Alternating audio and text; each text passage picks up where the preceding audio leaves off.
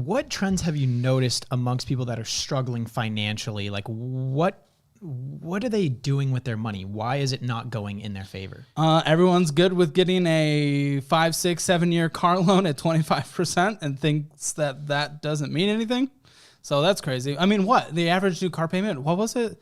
I think it's recently come out to like $800 a month. Yeah. It's insane. If 50% of the people in the United States, 50% who have a job make $30,000 or less on a yearly basis, $800 a month as the new average car payment, that's insanity. Now, what's interesting is that when you look into auto loans, they're not regulated the same way that student loans are or with mortgages or even credit cards for that matter. A credit card reviews your income in such a way where they're not going to give you too much of a limit because that's an unsecured debt. They're not going to collect on that if you don't pay that debt. They're going to discharge it. But auto loans, for the most part, are very unregulated. It's a very much gray market that they could sell these off privately without there being, a rule out there that says, oh, we can't qualify you for this. Most auto loan places are able to give you the loan that you want by just extending out the term, even if the interest rate's 20, 25%. Yeah. It's scary. It's scary. I'll also say there are, on the show, I try not to talk about a lot of societal things because it's like, okay, that's another show. We can cover what should not, blah, blah, blah. And also just vote however you want to vote. That's whatever. We don't get into that. My job is to say, okay, this is where we live right now, and this is the best way to navigate it. Because it's irresponsible for me on the side of the table to say something different. One thing I will say societal that I like to rant about, and I'll rant about for a second, our car infrastructure. If it's the societal tax that we have in the United States that everyone has to have a car to survive. It's so fucked. It's so stupid. Unless you live in New York City, San Francisco, or Chicago, where they have actually decent public transportation, you essentially have to get a job in order to work, in order to afford the car that you're getting to actually work. It sucks, man. It sucks. That infuriates me. Well, that's why I like Dave Ramsey's approach that the car you could afford is the one that you could buy outright in cash, or the car that you could pay off relatively quickly. I think people are sleeping on these sub $10,000 cars. You go on Craigslist or Auto Trader, so many great cars out there. $6,000, $7,000, $8,000. A Toyota Corolla with 100,000 miles on it. It's good for another 100,000 miles easily. Very reliable car. People are also just bad car at purchasing though, so people will get that $3,000, $4,000, $5,000 car, and they won't get it, checked out by a mechanic to make sure that it's going to be safe for them and it's going to be reliable for at least a few years to come. And then it just breaks down, and it gives, cars within that price category a really bad name, which is very fair. I would venture to say that more people in that category just want a newer car. Would feel much better about, no, I want the car that's 2 years old. Even if I have to pay more, I'd be happier in that car than this old piece of junk over here. I don't want to be seen in that. I think there's also a lot of pressure to be seen in a nice looking car. And that's almost a reflection of who you are as a person. Yeah. If you see someone pull up in an old car, are people going to judge you for that? Are they going to think that maybe because you're driving an old car here, maybe you're not as good as what you do? If you're good at what you do, you should be driving a newer car because you could afford it. So there's all these image things that I think play into that as well. I have to say, I am blessed to have the mindset that with the income that I currently have, that you all have blessed me with, completely thanks to you, thank you, I don't give a shit about cars. So I probably will never spend money on a car that is way too expensive. I have my 2019 Jeep Cherokee that has good sound system, and that's all I care about. That's good. Very lucky. Yeah. Do you find that the people that end up over purchasing on their vehicle, they regret it, or are they still happy about it and they think that the source of all of their financial problems comes from something else? Well, it definitely comes down to how they're prioritizing their money in general, like the big picture in terms of where their money is going. But then, yes, those little decisions that can be big decisions, like the car is definitely a big thing. A lot of people are regretting it more than they were at the beginning of the show because car values, they were great when I was first starting used car values. And though it's still not the pre-pandemic levels, not even close, and it probably never will be, it has come down a little. And a lot of people who've come in with these expensive used cars now find that they're underwater by thousands and thousands and thousands of dollars. So selling it is not always an option anymore, and making up that difference with a potential personal loan or something. But it's getting harder and harder for the expensive car loans that we have on the show to come up with a good solution other than it's just time to sacrifice for years. I mean, what do you think that someone should do if they're looking for a car, or they think their car might be too expensive for their needs? If it's too expensive for their needs, I mean, just I think it just comes to the overall maturity around the purchase of it. But when it comes to the average person looking for a car, as long as we're budgeting out, we have an emergency. So the question is then, okay, why do they need a new car? Did their car break down? If the car broke down, they should have a 6-month emergency fund. We can at least get a temporary measure while we then build that up and then pay for another car. Now, does someone need another car because they just want another car? Okay, fine. Then we're putting in our wants category a certain percentage aside on a monthly basis that is going towards saving up a cash pile to get the car that we want. Again, I think some people can finesse low interest car loans. I do not think that is the average person. You did with your Tesla. Lovely.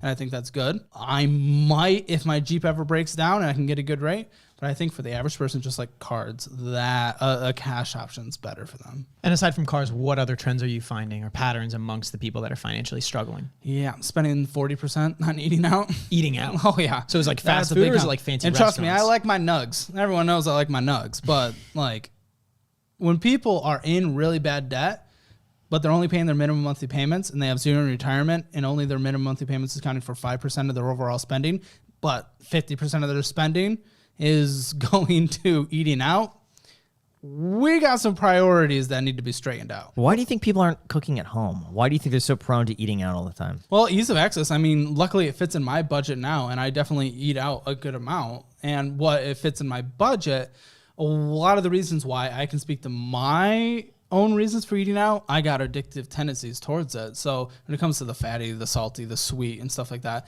that's honestly my addiction. If you gotta crush that. Just get rid of that. I know, but it the salty sweet one is like the brain hack. I think your brain just craves that naturally, and so I've been giving it. So whenever I take it away, it's really, really difficult for me. Now I was able to do that when it came to getting out of debt and saving up for a house. I was able to do that from a financial standpoint. But when I think about my health, for some reason, I am not as motivated, and I need to be.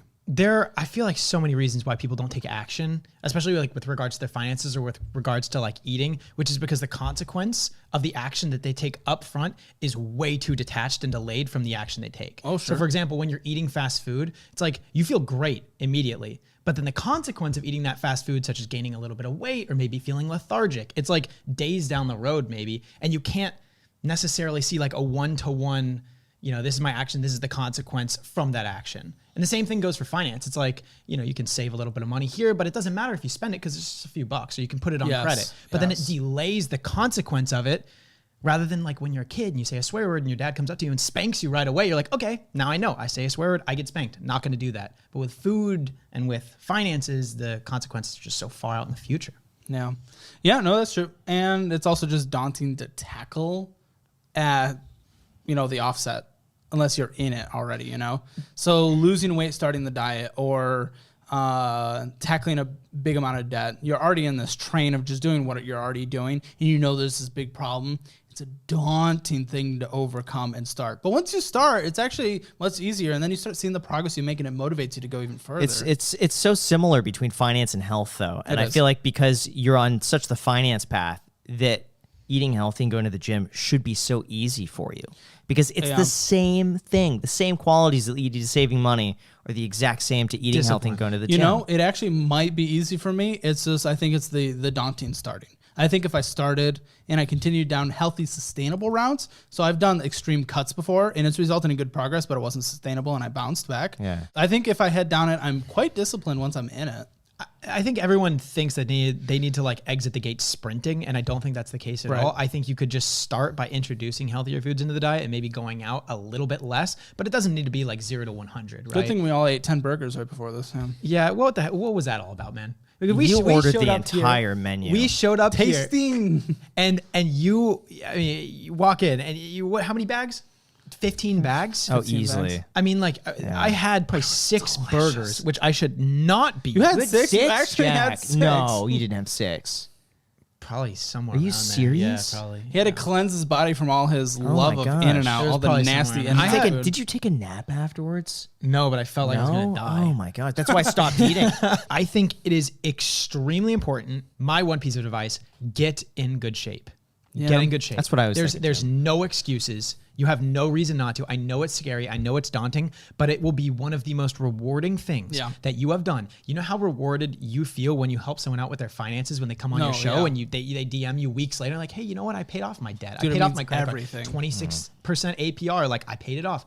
You will feel, dare I say, just as good, if not better, fixing your own health. It has been, for me, one of the most rewarding things I've ever done in my entire life, taking it seriously over the past year, cleaning up my diet. I feel more motivated. I feel like it's easier to get out of bed every morning. I feel like I have more energy. It's easier for me to just get started on a task that would have taken me, I don't know, like an hour to muster up the motivation to do beforehand. It is confidence too. You so feel better important. about yourself. Oh yeah, And that no, confidence spreads to my your anxiety head. would go up. It would. Oh yeah, It get more would. matches. And your Definitely more anxieties too, and all these judgments. You're Trust me, afraid of I've been these other very people. fit, and I had the same. You know what I would do anxiety, is hire a personal trainer and prepay but them. I looked at that. I did look at that. Prepay them for like 3 months. Yeah, I looked at it before I moved in. Then. Yeah, do it. I think you Get a honestly, schedule. I wouldn't even worry about working out right now. I would just clean up the diet. Because working out is a whole nother thing you'd have to introduce. But I think which if you is do scary. it in conjunction, Oh yeah. it'll be nice. I think the benefits from working out are just Working out is it's just So adding. good. I feel like a little bit too much at once. I do need to get my cardio fitness up though. I know my cardio fitness level is definitely low. If you've ever been denied a car loan, credit card, or even an apartment because of what's on your credit report, you are not alone. Most people don't even know what's hurting their credit score, let alone how to fix it. That is exactly where our sponsor Dispute Beast comes in. It's an AI-powered platform that helps you find and remove outdated or inaccurate items from your credit report fast. We're talking things like late payments, old accounts and collections, or even accounts that don't belong to you. Not to mention, how it works is super easy. You connect your credit report and DisputeBeast scans it for negative marks that could be dragging down your score. Then it generates custom dispute letters tailored for your situation, no templates and no guesswork. You could choose to just download the data and send it to the agencies yourself, or you can use their built-in mail service where they will literally handle everything for you. It's honestly just really clean and simple to use, and it's built by experts. So if you're ready to take back control of your credit, go to disputebeast.com/ICH today. There's also a link down below in the description, disputebeast.com/ICH. Guys, they will literally handle everything for you. If you're dissatisfied with your credit, they will do all of the research, let you know what's going wrong, and they will fight for you. disputebeast.com/ICH. Thank you so much to Dispute Beast for sponsoring this clip.